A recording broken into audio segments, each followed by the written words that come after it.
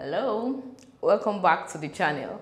If you remember in one of our previous tutorials where we made a palazzo trouser with this address silk, I mentioned that it was going to be a two-piece set, guys. It didn't work out. So I started drafting the pattern for the top and the fabric was too soft for the design. It just gave me so much issues that I decided to abandon it, and this is what I converted the top to. Because it just didn't work out, the fabric was not right for that design. So in this video, I am making that same top because I just love it and I must try my hands on this. I haven't made that particular design before and I'll be bringing you guys along. I'm using this fabric this time. I went ahead, made it short, so I won't be filming the tutorial for that short. You can just go ahead and watch this. I'll drop the link to that tutorial in the description box. So we are just making a twist top. It's more like a kimono, so we are not cutting a separate sleeve. It's cut along.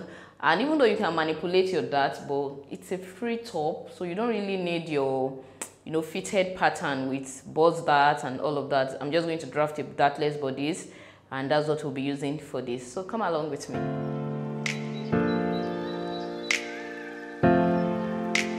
Here is the basic trouser pattern now transferred to fabric. Like I mentioned earlier on, please check out the tutorial on how to draft a basic trouser pattern and watch the sewing tutorial as well, as we won't be treating this aspect here. So once I was done with the trouser, I went ahead to take the measurement of the crop top I wanted. So I made use of 19 inches for the length, and at that level I measured round the waist. Also, another measurement that is very important for anything kimono is from the center of the neck to the end of the sleeve.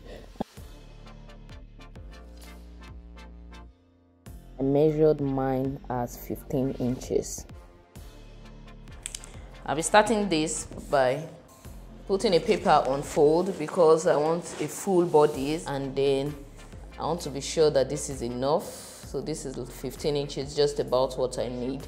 And the neck width I'm using for this is 3 inches by, so I don't really need the neck depth, but then I'm just marking it out because it's like a basic bodice, right? And then I'll mark my shoulder width, and then we'll create a shoulder slant. I'll come downward by 1 inch, connect it to the neckline here, and I'll just continue this connection rather than stopping it, extend it.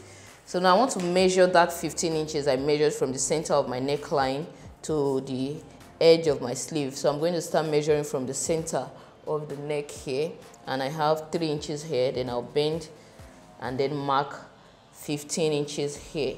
So this is where my sleeve will end. Next, I'll be marking the length of this outfit, which is 19 inches. So for our lower waistline here, I want this to have some ease as I'll be adding elastic to the back. I added extra 1 inch. We don't want it to be tight, and I'm just going to connect this straight up. So you may decide not to have it this way, and probably you want to measure your bust point and input your bust measurement around here.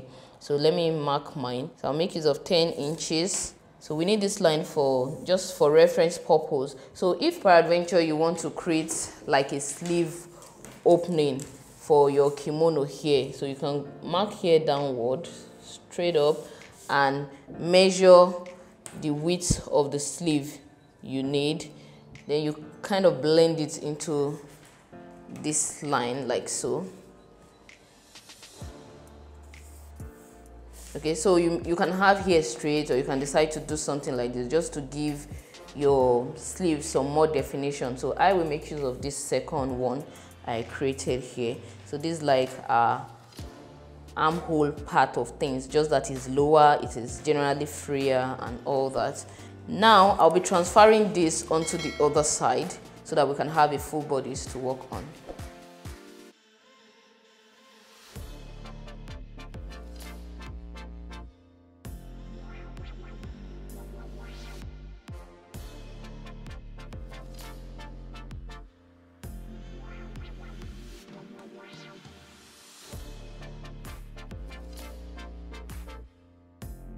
Before I start working on this pattern, I'm just going to transfer this half to another paper again to create the back, because the back pattern is exactly like this. There is no difference apart from the fact that the neckline will just be 1 inch deep. We are just going to have a 1 inch deep neckline. So I'm going to transfer this side to another paper, and for the back the two sides are the same, nothing crosses over to the other, and we are also cutting it on fold when we transfer to fabric so that we won't have a stitch at the center back. Now here is the pattern I have for my back. Here is the pattern for the front. Next, you will have to decide on the length of the band to go for. I made use of 2.5 inches length for the band because I wanted it to be slightly wide and then not too wide. Then I went ahead to cut out the pattern and to also separate the band from the other parts of the bodies.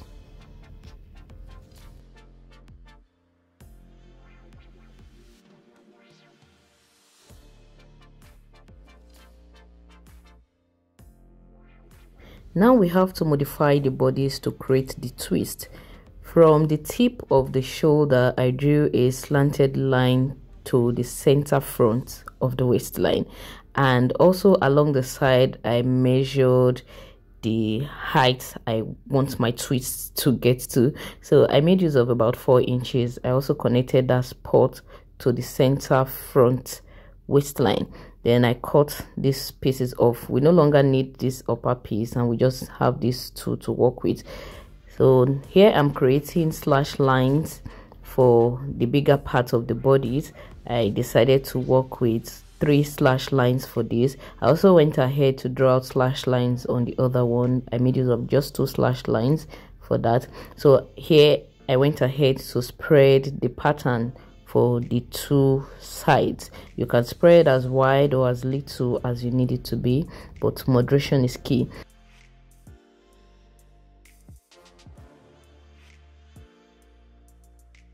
Now we need to create pleats on the smaller sides of this pattern, so I still need to slash the smaller side to make it wider so that we can have our pleat.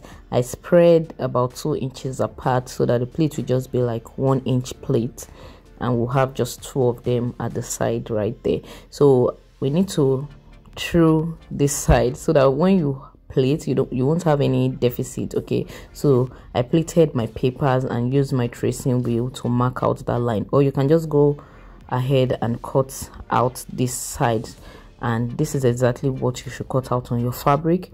I went ahead to cut the rest of the pattern off so that we can move on to transferring the pattern to fabric. This is what we have right here for the front. We have this band and these are altered bodies, and for the back, nothing different about the back, just the band and the regular upper bodies we created earlier on. Now I'll be transferring this on fabric. At the point of doing this, I realized that my fabric wasn't wide enough. I underestimated the quantity of fabric that will be needed, so I slashed my pattern at the center front so that I can transfer the other side to another fabric. I decided to make use of a black color fabric, which brought out even more beauty. Here I'm transferring my patterns to fabric and adding the necessary allowances. I like to work with 1/2 inch everywhere else aside from the side seam, and also at the hem and the sleeve hem as well, so that it will be easy for me to fold. Now remember the other side of the pattern we cut out here. I'll be transferring this to black fabric like I said earlier on, and we'll have to start our sewing from there. Here I pinned the 2 sides together, held it together with pins, then I went ahead to sew these 2 together. Okay, haven't done that. This is what we have right here. I overlocked the seam just so I can have a neat finishing. You should also trim it to become as little as possible so that it won't be visible when you're done sewing. The next step is to join the front and back piece together along the shoulder line and overlock that seam, and this is what we have here. Next, I had to attend to the neckline. I made use of a bias tape. You can use any type of neckline finishing from facing to piping, but I made use of a bias tape.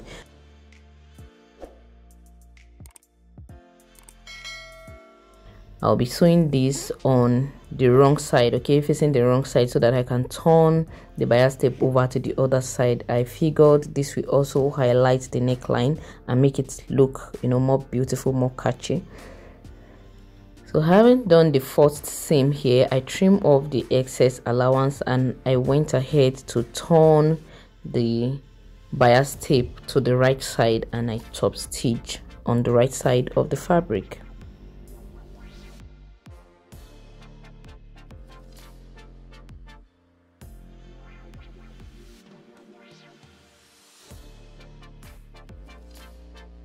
Here is what we have, and it's time to create our twist.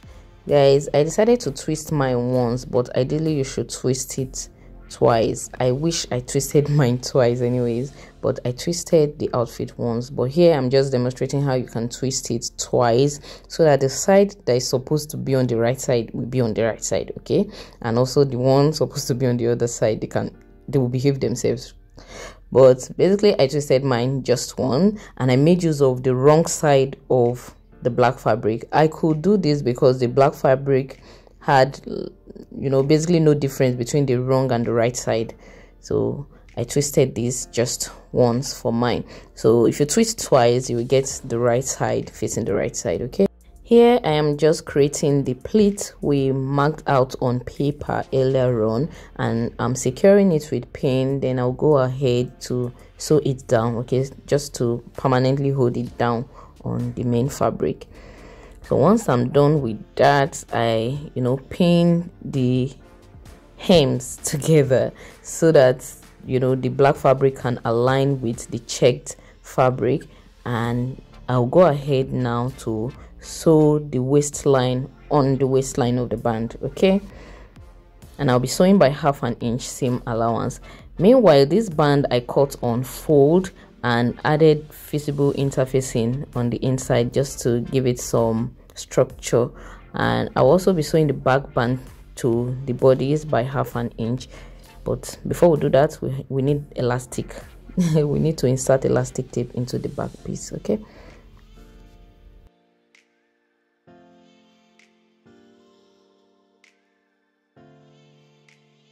Here is our band fixed. I realized I had some excess on the side. I don't really know why, but I went ahead to trim off the excess right there.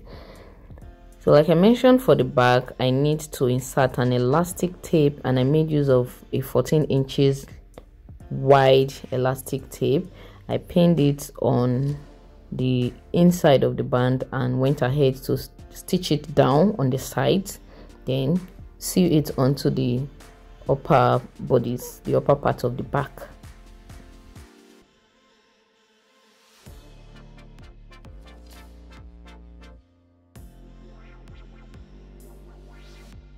Now we have done that, it's time to sew the back and front piece together along the side, and I'll just turn this around, right side facing each other, and stitch the side seam. We have a 1 inch wide seam allowance at the side, so I'll be sewing by 1 inch, but on one side only, okay. On the other side, we need to insert an invisible zipper, so I'll be doing that on the other side. So I didn't completely stitch the other side, okay, I just stitch it to a point I know will allow my head pass through, okay. Then went ahead with my invisible zipper. Once that was done, I folded the hem of the sleeve to give it a neat finishing, and now the big reveal.